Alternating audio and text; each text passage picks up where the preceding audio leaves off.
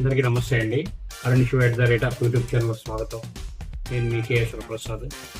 ఈరోజు మీకు వీడియోలో థియేటర్లో మారిమోగుతుంది మిరాయి చిత్రం.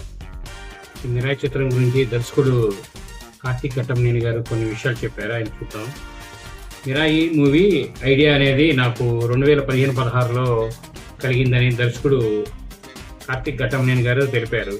చనిపోయిన తన ఫ్రెండ్ అస్థికలు కలిపేందుకు రామేశ్వరం వెళ్తున్న సమయంలో కథకు బీజం పడిందని ఆయన ఆ మనసులో ఆలోచన అనేది కలిగిందని ఆయన తెలిపారు.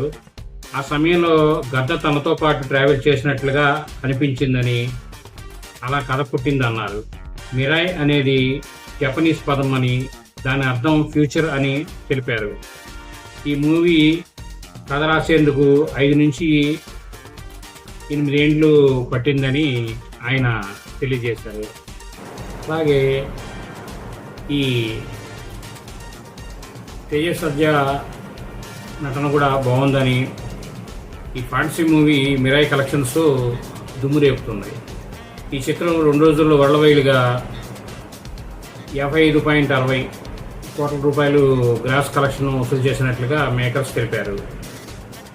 టాక్ అనేది పాజిటివ్ టాక్గా ఉందండి. వీకెండ్ కూడా కావడంతో వసూళ్లు ఇంకా పెరుగుతాయని వాళ్ళు భావిస్తున్నారు.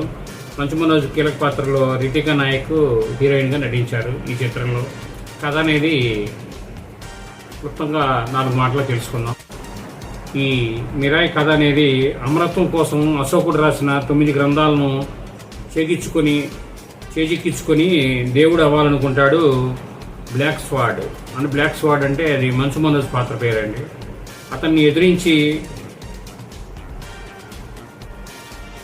అబిన్కా అంటే శ్రియ అండి ఎలాంటి త్యాగం చేసింది ఆమె.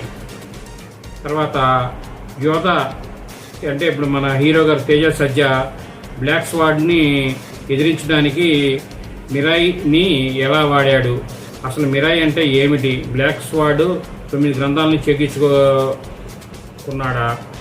బ్లాక్ స్వాడ్తో యోధ ఎలా యుద్ధం చేశాడు అన్నదే ఈ కథ. తేజసజ్జ మంచు మనోజ్ యాక్టింగ్ అనేది బాగుందండి. అలాగే స్టోరీ లైన్ వచ్చి ఫ్యాంటసీ విత్ మిత్ అండి. అలాగే కార్తీక్ ఘట్టమనేని డైరెక్షన్ బాగుంది, బీజిఎం బాగుంది. కాబట్టి ప్రతి ఒక్కరూ చూడండి. ఈ చిత్రం చాలా బాగుంది. కుటుంబ సమేతంగా పిల్లలతో సహా చూడతగ్గ చిత్రం ఈ మధ్యకాలంలో వచ్చిన చిత్రాల్లో. కాబట్టి ప్రతి ఒక్కరూ అవకాశం ఉన్నవారు ఈ చిత్రాన్ని చూసి మరింత విజయాన్ని చేకూర్చవలసిందిగా కోరుకుంటూ, మేము మరిన్ని వీడియోలు చేయడం కోసం లైక్ చేయండి, షేర్ చేయండి, తప్పకుండా సబ్స్క్రైబ్ చేసుకోండి. అంతా థ్యాంక్ యూ.